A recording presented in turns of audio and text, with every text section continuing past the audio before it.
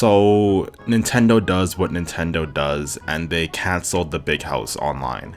It's really stupid how they did this, considering, first of all, there's no way to actually play Melee right now at all offline because of the pandemic. Second of all, they don't actually offer another way for us to play it. So if the problem is that they're playing on an emulator in Slippy, they don't really have another way for us to play. And third of all, I mean, I'm not really too well versed on the legal stuff, but apparently people are saying that's not even illegal, that it's perfectly legal for people to play on emulators. I don't know, someone more intelligent than me could probably explain that better. I'll leave a thread in the description. This is really stupid. Even if Nintendo has the legal authority to do this, it's really stupid. It makes everything they did for the Melee community retroactively feel like they were just using the Melee community. Like when they invited them to promote Ultimate, it retroactively now feels like they're just using the Melee community to help, project their game and make that more popular. Anyway, I'm not here to give you my position on that situation because I'm sure you've already formed your own opinion and everyone else is already doing that. I want to talk more broadly about Nintendo and try and figure out why they did it. I think I can boil it down to 3 major reasons. The first reason is that Nintendo is just a bunch of control freaks. Like obviously with Smash Melee, they want to control exactly how you play the game. But if you try and play their game or enjoy their franchise in any way that isn't the way that they specifically want you to do it, then they're gonna get mad. This is why Nintendo really doesn't like exploits or glitches, as some might say. As Smash fans, we know this pretty well. Nintendo has been purposefully dumbing down their games over the years, and they're quick to remove every exploit or unintended mechanic. Like obviously we have wave dashing, but there's also even perfect pivots from Smash 4. They got rid of those for really no reason. It's not hurting anyone, it's only helping the competitive scene. But the fact of the matter is that they didn't want you to play like that, so they're just gonna get rid of it. Similar things can be said with Nintendo and the speedrunning community. Nintendo has shown not very much approval of people trying to speedrun their games. And it's essentially for the same reason. Nintendo wants you to play the game exactly how they intend for you to play the game. I believe there was some glitch in Mario Odyssey that was like really cool and people really took advantage of it for speedruns, but then they patched it out within like a week. Super Mario 3D World for the Wii U has like the crazy cat suit powers, but I think that they're gonna remove it for when they're releasing on the Switch. I mean, casual fans will not notice this at all. Like they're also not even competing with competitive people, so like it's really just hurting no one but the people who want to play the game or watch the game at a really high level and see some really cool exploits.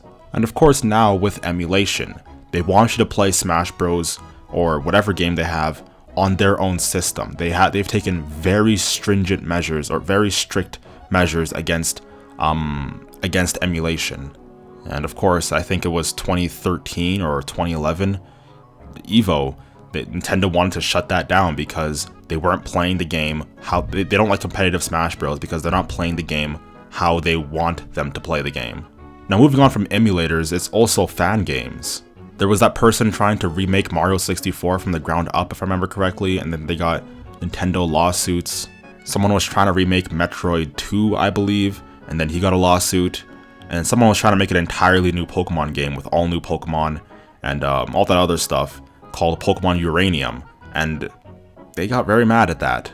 It was being worked on for years, I remember, and he worked very hard on it, obviously, and he was almost done. Just like a few days left and it would have been released, and Nintendo's like, nope, we're stopping this. And they stopped it to show an example so that no one else can really get to that point. And why did Nintendo do this? It's just free advertising, right? I think it's because they're just control freaks, frankly. They just want you, unless you're doing it exactly how they want you to be doing it, they will not let you do it. This is all not to mention that Nintendo is really bad at preserving their old games. They used to make up for this by having backwards compatibility, but now they don't have that anymore. But now they've barely ever re-release games. Do you have any idea how much Nintendo would make if they just released Slippy on their own console and charged like $30 for it?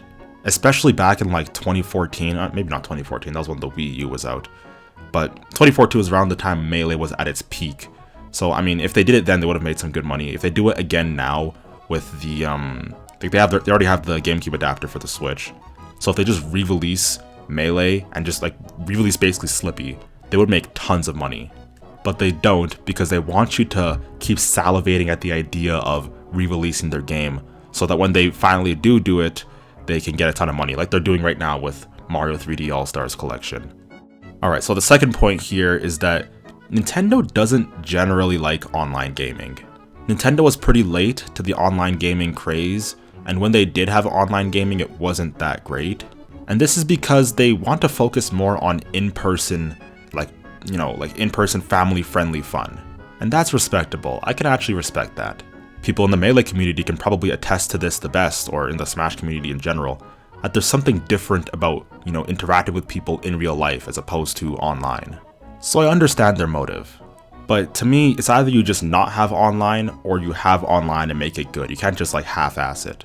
This is a smaller point because, they have had online tournaments before, and if the Big House was just Smash Ultimate, I don't think they'd really care. But yeah, I guess this also ties into the first point that they don't want you to play Melee. Or, sorry, they don't want you to play Melee online. They don't want you to play Melee online competitively, especially. They aren't against competitive gaming entirely, like they did make ARMS with competitive gaming in mind, and they do have a lot of tournaments for that, and Splatoon 2, I believe. Well, Splatoon as well, since it's Splatoon 2. But they didn't design Smash Bros. Specifically to be played competitively online, so they do have kind of a grudge against that. That is a smaller point, but I do think it's one of the main reasons why they generally don't like this. The third reason is because of branding. Nintendo doesn't want Smash Bros. To carry the brand of a competitive game. Now again, they have other games which they would like you to play competitively, but not Smash specifically. They want Smash Bros. To retain the family-friendly, party game that it is. Now I do think that this is a losing battle because Smash Bros. Already has the reputation of being, somewhat of a competitive game. And quite frankly, people are always going to make it competitive regardless. And it's because of this brand they have around Smash Bros. And really in general, that allows them to do stuff like this to their community and not feel any reparations. Like, people are saying they want to boycott Nintendo. Even Mangoes said that he broke his kid's Switch or something. I don't know if he's serious, but people are really upset at this, but it is going to do virtually zero to Nintendo's pocket. Because let's be real, we're a really niche community. They can afford to lose us if it means that they won't get their brand changed. Nintendo games are catered towards kids, and kids aren't online looking at competitive Smash Bros. Tournaments. So to them, if they lose a little bit of their fan base, but they retain their family-friendly, casual identity, that might just be worth it. So yeah, I think that's why Nintendo is the way they are. They're control freaks going back to the 80s. There's actually a whole history on this. They had a huge monopoly and they were very scared of competition, so they did a lot of stuff, and then Sonic came in, and anyways, there's a whole history. So just within their roots, they're very controlling. They're not the biggest fans of online gaming, and they just begrudgingly accept it. They generally don't have the best online services, and they were pretty late to finally accept it. And finally, competitive Smash threatens their brand.